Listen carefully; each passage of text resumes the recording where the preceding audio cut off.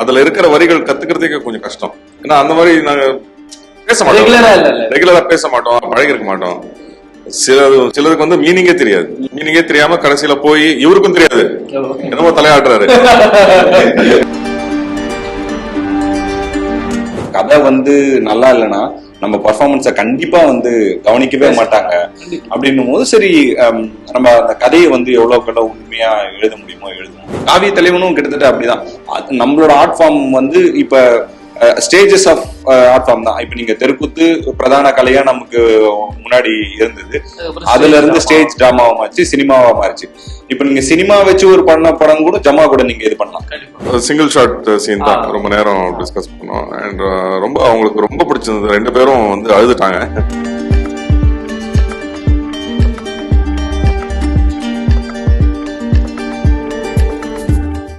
Oscar ரிஸ்கா நமஸ்கார். நான் Praveen KS. இது ஒரு சூப்பரான இன்டர்வியூ. நம்ம கூட ஜமா டீம் இருக்காங்க. வணக்கம். வணக்கம். வணக்கம். ஃபர்ஸ்ட் ஆஃப் ஆல் உங்க எல்லாரையும் ஒரே இடத்துல பார்க்கறது எனக்கு ரொம்ப சந்தோஷம். ஏன்னா நான் படம் பார்த்தேன்.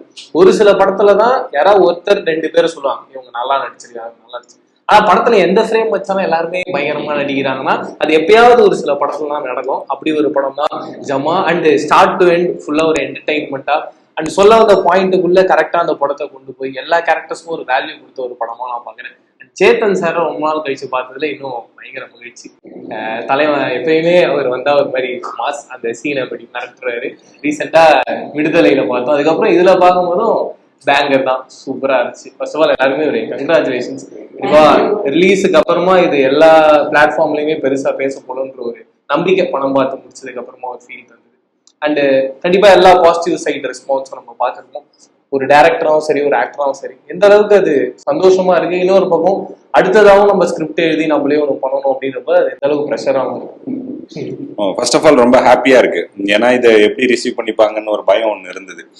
நம்ம கிராமத்து சார்ந்து ஒரு படம் ஒன்று பண்றோம், தெருக்கூத்து சார்ந்து ஒன்று பண்றோம், எல்லாம் கனெக்ட் பண்ணிப்பாங்களா, அவங்களுக்கான படமா இது இருக்குமா, எல்லா ஏஜ் குரூப்ஸையும் கனெக்ட் பண்ணிக்குமா அப்படிங்கிறது இருக்கு.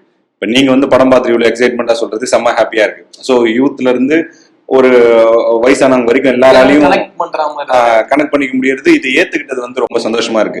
நீங்க சொல்ற மாதிரி அடுத்து எழுதுறதுக்கு வந்து கண்டிப்பா ஒரு பெரிய பிரஷர் வந்து இருக்கு. ஏன்னா திரும்ப இதே மாதிரி எதிர்பார்த்துருவாங்க, ஒரு ஆர்ட் டைரக்டராக மாத்திடுவாங்க. அது ஏன்னா என்னை பொறுத்த வரைக்கும் நான் எல்லாமே டிஃப்ரெண்டா எக்ஸ்ப்ளோர் பண்ணணும், எல்லா விதமான ஜானரும் பண்ணணும் அப்படிங்கிறது தான். இந்த ஜானருக்கு எவ்வளவு உண்மையா இருக்க முடியுமோ அப்படிதான் இந்த படம் பண்ணியிருக்கோம். நெக்ஸ்ட் பண்ணும்போது அந்த ப்ரெஷர் இருக்கு. பட் ஸ்டில் அந்த ரைட்டிங் ப்ராசஸ் வந்து ரொம்ப எப்பயுமே என்ஜாய் பண்ணி பண்றதுனால மர்டர் பண்ணி பார்த்திருக்கோம். பட் இந்த படத்துல தள்ளி விட்டாங்க. என்ன காரணம், என்ன ஆச்சு? எனக்கு ஜகா வந்து பயங்கர ஸ்ட்ராங்கான ஒரு விமன் கேரக்டர். நீங்க பாத்துனாலே தெரியும், ரொம்ப போல்டா. எனக்கு என்ன பாடிட்டு ரொம்ப பிடிக்கும்னா எது கதைக்கு தேவையோ அது மட்டும் தான் வச்சிருக்காரு. எல்லாமே நல்ல சீன்ஸ் தான் படத்துல, எதையுமே நம்ம வேணாம்னு சொல்லவே முடியாது. ஆனா எனக்கே ஹாப்பியா இருந்தது. ஜெகா இவ்வளவு தூரம் வந்தாதான் திகட்டாம அழகா இருக்கும், அதுக்கு மேல வந்தா எனக்கு தெரியல. So I was very happy with. And moreover அது ரொம்ப ஸ்ட்ராங்கான ஒரு கேரக்டர். அவ எடுத்த டிசிஷன் எனக்கு தெரிஞ்சு கரெக்ட் தான். அதுக்கப்புறம் என்ன நடக்கும்ங்கிறது வந்துட்டு rest is up to the audience தான், அவங்க பெர்ஸ்பெக்டிவ் சேர்ந்தாங்களா சேரலையா அப்படின்ட்டு. ஆனா ஒரு பொண்ணா அவளோட சுயமரியாதைன்னு ஒண்ணு இருக்குல்ல, அவ அந்த விஷயத்துல அவ லைஃப்ல கோ த்ரூ பண்ண அந்த ஆண் மகன்கள் அண்ட் அவ ஒருத்தரை விரும்புறா, அது அவளை எப்படி டர்ன் அவுட் பண்ணுதுங்கிற ஒரு விஷயம் வந்து எனக்கு ரொம்பவே பிடிச்சிருந்துச்சு. So I loved the way, I loved all the scenes. ஒரு சீன் வந்திருந்தாலும் இந்த படத்துல வந்ததுக்கு நான் ரொம்ப ஹாப்பியா தான் இருந்திருப்பேன். So I'm happy with that. But இப்போ படம் பார்த்தவங்களுக்கு அப்புறமா அந்த கேரக்டர் என்னன்றது தெரியாது. ஆக்சுவலி நீங்க ரிலீஸ் பண்றேன்னு சொல்லிருக்கீங்கல்ல மிஸ்டர் பாரி? ஆமாவா? 100% ரிலீஸ் பண்றோம். ஆமா, ஆக்சுவலி நிறைய சீக்வென்சஸ் வந்துட்டு அதான் நான் சொன்ன மாதிரி எல்லாமே பியூட்டிஃபுல்லி கிராஃப்டட். ஸோ அதெல்லாமே கண்டிப்பா ரிலீஸ் ஆகும். சார் அவர் சொன்னார் அந்த 7 minutes, நானும் பார்த்தேன். அது அப்பதான் உங்களுடைய அந்த எல்லா கேரக்டரும் ரியலா அதுல அத்தனை எமோஷன் இருக்கும். நீங்க சண்டை போட்டுட்டு மறுபடியும் உள்ள வந்துட்டு ஒரு இடத்துல யோசிச்சுட்டு மறுபடியும் அவரை போய் கன்வின்ஸ் பண்ணிட்டு மறுபடியும் கடைசியில அந்த படத்துல சீரியஸா அப்படிதான் சார் இருக்காது. எண்ட்ல டே நான் ஒண்ணு சொன்னேன் அவன் நம்புறானா, அதெல்லாம் நம்ம பண்ண முடியுமா? பயங்கரமா இருக்கு. எப்படி சார்? இல்ல, இங்கிலீஷ்ல ஒண்ணு சொல்லுவாங்க, an actor is only as good as the script that is written. அந்த ஸ்கிரிப்ட்ல வந்து இல்லைன்னா விஷயம் நீங்க கொண்டு வர முடியாது. அவ்வளோ பியூட்டிஃபுல்லா அந்த அந்த நீங்க சொன்னீங்களா அந்த single shot scene, long take, அதுல பாத்தீங்கன்னா அந்த கேரக்டரோட மொத்த கேரக்டரைசேஷனும் அந்த ஒரு சீன்ல வந்து சமப்பா இருக்கும். அந்த ஒரு சீன்ல வந்து புரிஞ்சிடும் இந்த கேரக்டர், ஓ இதுதான் இந்த கேரக்டர் அப்படிங்கிறது. ஸோ அந்த சம்மிங் அப் வந்து அது எழுதலைன்னா எப்படி, எழுத்துல இல்லைன்னா நான் பண்ண முடியாதுல்ல. So hats off to Paari, அவ்வளோ நல்லா கன்சீவ் பண்ணி ஒவ்வொரு சீனும் எடுத்தது. அந்த ஆப்பர்ச்சுனிட்டி எங்களுக்கு கிடைச்சது. கிடைக்கிற ஆப்பர்ச்சுனிட்டி மிஸ் பண்ண முடியுமா? கண்டிப்பா. இதுல அந்த நாடக சபால நிறைய கேரக்டர்ஸ் இருக்கு, நீங்களுமே அதுல நிறைய கேரக்டர் பண்ணியிருந்தீங்க.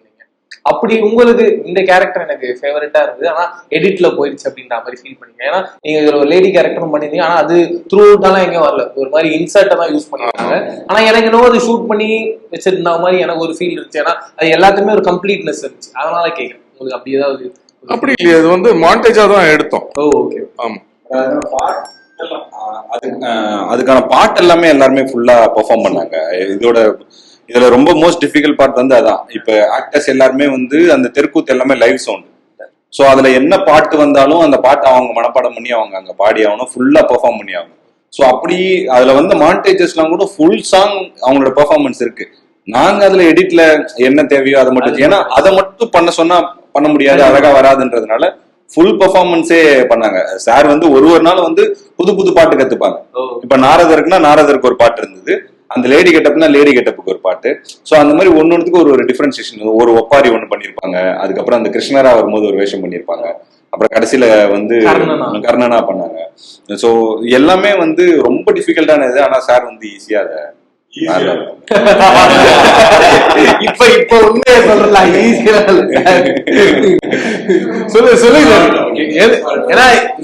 என்னன்னா அந்த அதுல இருக்கிற வரிகள் கத்துக்கிறதுக்கு கொஞ்சம் கஷ்டம். ஏன்னா அந்த மாதிரி நாங்க பேச மாட்டோம், ரெகுலரா பேச மாட்டோம், பழகி இருக்க மாட்டோம். சிலருக்கு வந்து மீனிங்கே தெரியாது. மீனிங்கே தெரியாம கடைசியில போய் இவருக்கும் தெரியாது, என்னமோ தலையாடுறாரு.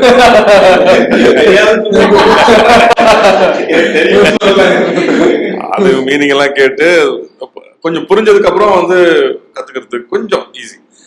பட் இட் வாஸ் டிஃபிகல்ட், ரொம்ப கஷ்டம். இவரோட பேக் ஸ்டோரிக்கு வந்து ரொம்ப ரொம்ப சூப்பரா எனக்கு எங்க 2 பேருக்கு ஒரு ஃபேவரட்டான ஒரு சீன் இருந்தது. பட் லென்த்னால அந்த சீனை வைக்க முடியல. பட் கண்டிப்பா அதை டெல்டட் சீன்ல இது பண்ணுவோம். அந்த ஒரு சீன் பாத்தீங்கன்னா ஏன் வந்து பூனை வந்து கல்யாணத்துக்கு சப்போர்ட் பண்றாங்க அப்படிங்கிறது தெரியும். அதுவும் ஒரு சிங்கிள் ஷாட்டு, ரொம்ப சூப்பரா நடிச்சிருந்தாரு. பட் என்னதான் வந்து நடிகர்கள் அது நல்லா இருந்தாலும் அது கதைக்கு ஒரு லென்த்துக்கு இது ஆகுதுன்றதுனால வைக்க முடியாம போயிடுச்சு. பட் ரொம்ப மனசு கஷ்டத்தோட தான் எடிட் பண்ணோம்.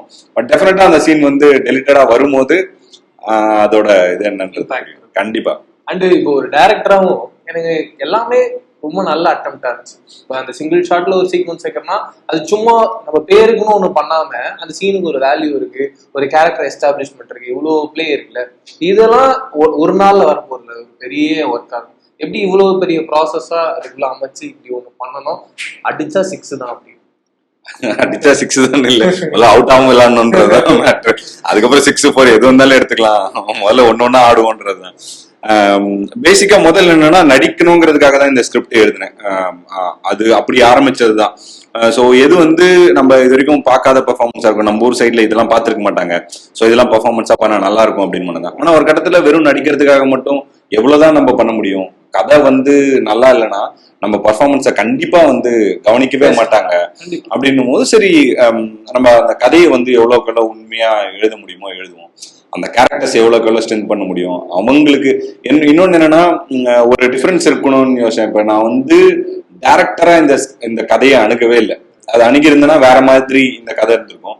ஒரு நடிகனா அப்ரோச் பண்ணதுனால உள்ள வர நடிகர்கள் எல்லாருக்கும் இது ஒரு ஸ்பெஷலா இருக்கணும், ஸ்பெஷல் ஃபிலிமா இருக்கணும், அவங்களோட பெர்ஃபார்மன்ஸ் வந்து எல்லாருக்கும். ஸோ யூனிக்கா அவங்களோட கேரக்டரைசேஷன்ல வந்து மெனக்கெட்டு நிறைய விஷயங்களை எழுதணும். ஒருத்தருக்கு ஒரு மேனரிசம் வச்சதுல ஒரு பேசுற விதத்துல அந்த மாதிரி அவ்வளோ விஷயங்கள் வந்து இது பண்ண நடிகர்களுக்கு வந்து இது ஒரு சூப்பரான ஒரு ஃபிலிமா இருக்குங்கிறது. அண்ட் எனக்கு இன்னொரு பாயிண்ட் என்னன்னா, நீங்க அந்த நாடகம் போடணும், நீங்க அந்த ராஜாவா இருக்கணும்னா அதை முன்னாடியே பண்ணிடலாம். பட் அவர் இறக்குற வரைக்கும் வெயிட் பண்ணது, அந்த ப்ராசஸ் எனக்கு ரொம்ப பிடிச்சிருந்தது. ஏன்னா ஒரு நாள்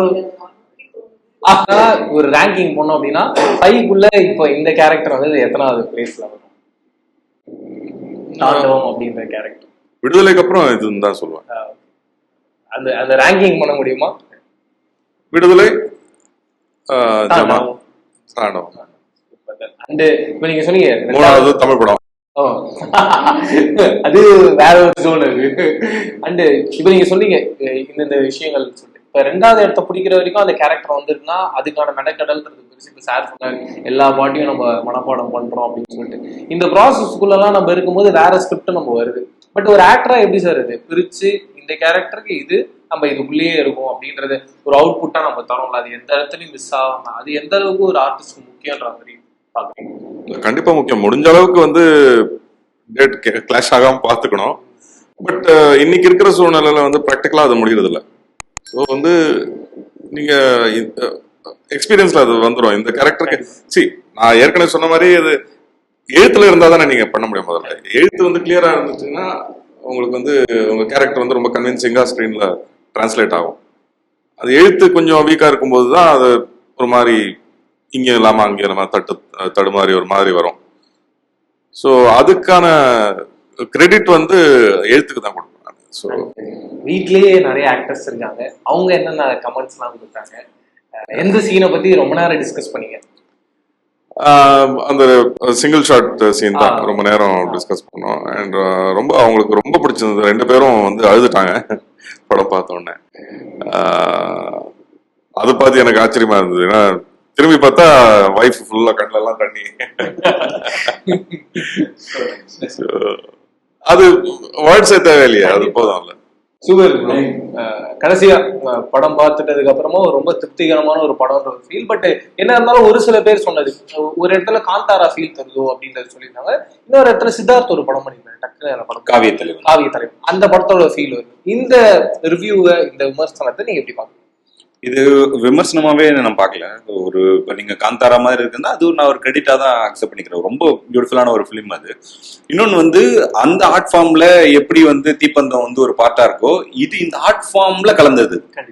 இது அந்த அந்த வேஷத்துக்கு என்ன பண்ணுவாங்களோ, நம்ம என்ன பண்ணிட்டு இருக்காங்களோ, நடைமுறை இன்னைக்கு இருக்க இதுல வந்து என்ன பண்ணிட்டு இருக்காங்களோ அதை தான் நம்ம வந்து ரிஃப்ளெக்ட் பண்ணி பண்ணோம். இன்னொன்னு வந்து இங்க எல்லாரோட வாழ்வியலும் இப்ப நம்ம தமிழ்நாடு, ஆந்திரா, கேரளா இந்த வாழ்வியல் எடுத்து பாத்தீங்கன்னா கிட்டத்தட்ட எல்லாமே ஒரே மாதிரி வாழ்வியல் தான். அதாவது சிறுதெய்வ வழிபாடுல இருந்து அவங்க சிறுதெய்வத்தை அவங்க வழிபாடு பண்ணி ஒண்ணு பண்றாங்க, நம்ம சிறுதெய்வத்தை வழிபாடு பண்ணி ஒண்ணு பண்றோம். சோ அந்த ரிச்சுவல்ஸ் இது பண்ணும்போது இது எல்லாமே சேர்ந்து வருது. காவிய தலைவனும் கிட்டத்தட்ட அப்படிதான். நம்மளோட ஆர்ட் ஃபார்ம் வந்து இப்ப ஸ்டேஜஸ் ஆஃப் ஆர்ட் ஃபார்ம் தான். இப்ப நீங்க தெருக்கூத்து பிரதான கலையா நமக்கு முன்னாடி இருந்தது, அதுல இருந்து ஸ்டேஜ் டிராமாவா மாறிச்சு, சினிமாவா மாறிச்சு. இப்ப நீங்க சினிமா வச்சு ஒரு படம் கூட ஜமா கூட நீங்க இது பண்ணலாம். ஏன்னா எல்லாமே அந்த ஆர்ட் ஃபார்ம் பத்தின கதைகள் தான். இங்க நம்ம எல்லாம் பைனியர்ஸ் தான். அவங்க நமக்கு சொல்லி கொடுத்தது, அவங்க கிட்ட இருந்து தான் நம்ம விஷயங்களை எடுத்துக்கிட்டே நம்ம பண்றோம். இப்ப நம்ம போயிட்டு வெளிநாட்டுல ஃபாரின் பிலிம் மேக்கர்ஸை பார்த்துட்டு நம்ம எடுத்த படம் கிடையாது. நம்ம வந்து நான் சின்ன வயசுல இருந்து கேடிவி பார்த்து வளர்ந்தவன். அதனால இங்க இருந்து எடுத்த கதைகள் தான் இது. அதோட நீங்க கம்பேர் பண்றீங்களா, அந்த மாஸ்டர் பீஸோட கம்பேர் பண்றீங்களா, ஐம் ஹாப்பி. தேங்க்யூ. அண்ட் படம் பார்த்து முடிச்சிருக்கோம். ஆடியன்ஸுக்கு இது என்ன மாதிரியான படமா நான் மெசேஜா சொல்ல, பட் இந்த ஒரு ஃபீல் தரும் அப்படின்ற மாதிரி தான் உங்களுக்கு நீங்க ஒரு ரைட்டரா என்ன எழுதி நினைச்சீங்க? இல்ல கண்டிப்பா இது ஒரு ரொம்ப நல்ல ரூட்டடான நம்ம ஆர்ட் ஃபார்ம் பத்தி பேசுற ஒரு படமா இருக்கும். அது வந்து நாங்க ஷோரா சொல்றோம். இது வரைக்கும் நீங்க எக்ஸ்பீரியன்ஸ் பண்ணாத ஒரு புதுசான ஒரு விஷயமா இருக்கும். அந்த தெருக்கூத்தோட வேர்ல்டும் தெருக்கூத்தோட சவுண்டும் தியேட்டர்ஸ்ல வந்து பாத்தீங்கன்னா ரொம்ப புதுசான ஒரு எக்ஸ்பீரியன்ஸா இருக்கும். எந்தவித தப்பான விஷயங்களும் நாங்க சொல்லல, எந்தவித தப்பான வழிநடத்தல்களும் நாங்க பண்ணல. ரொம்ப ஆமா, யாரையும் ஹர்ட் பண்ணல. அந்த கேரக்டர் வச்சு கண்டிப்பா ஏதாவது ஒரு இடத்துல ஹர்ட் ஆயிருக்கும். ஆமா, அது எங்கேயுமே இல்ல. எவ்வளவுக்கு எவ்வளவு ஹானஸ்டா ஒரு கதையை கொடுக்க முடியும், ஹானஸ்டான ஒரு டிராமாவை வந்து உங்க முன்னாடி என்டர்டெய்னிங்கா பிரசன்ட் பண்றதுக்கான ஒரு முயற்சி பண்ணிருக்கோம். கண்டிப்பா இது உங்களுக்கு பிடிக்கும். ஃபேமிலியோட தைரியமா வந்து பார்க்கலாம். கண்டிப்பா ஆகஸ்ட் 2ஆம் தேதி தியேட்டர்ஸ்ல ரிலீஸ் ஆகுது. வந்து பாருங்க, என்ஜாய் பண்ணுங்க. எல்லாருமே அப்படி இந்த படத்தை பத்தி நினைக்கிறேன். நான் பிலீவ் பண்றது என்னன்னா, இப்போ நிறைய படங்கள் வரும், ஒரு ஜானர் இருக்கும். இப்போ நிறைய வைலன்ஸ் வருது. இப்போ படத்துக்கு நம்ம போய் பர்சனலி நான் ஏன் உட்காடுறேன்னா, என்னோட லைஃப் நான் மறந்து ஒரு புது உலகத்துக்குள்ள போகணும், நான் பார்க்காததை பார்க்கணும், எனக்கு வந்து ஒரு நியூ எக்ஸ்பீரியன்ஸ் வேணுங்கிறதுக்காக இட்ஸ் மோர் ஆஃப் லைக் ஒரு லைஃப் நம்ம வந்து கொடுக்குறோம் ஒரு 2 hours. ஸோ எனக்கு வந்து கல்யாணம் இந்த ஜமா அப்படிங்கிற ஒரு வாழ்வியலுக்குள்ள ஆஸ் அன் ஆடியன்ஸா நான் போனேன்னா நான் ஆக்சுவலி ரொம்ப ஹாப்பியா வெளியில வருவேன். புதுசா ஒரு விஷயம் நான் கத்துக்கிட்டேன், நமக்கே தெரியாத நிறைய விஷயங்கள் பார்த்தேன். அண்ட் மோரோவர் இது வந்து கூத்து டான்ஸ் அப்படின்னு அதை ப்ரீச் பண்ற படம் கிடையாது.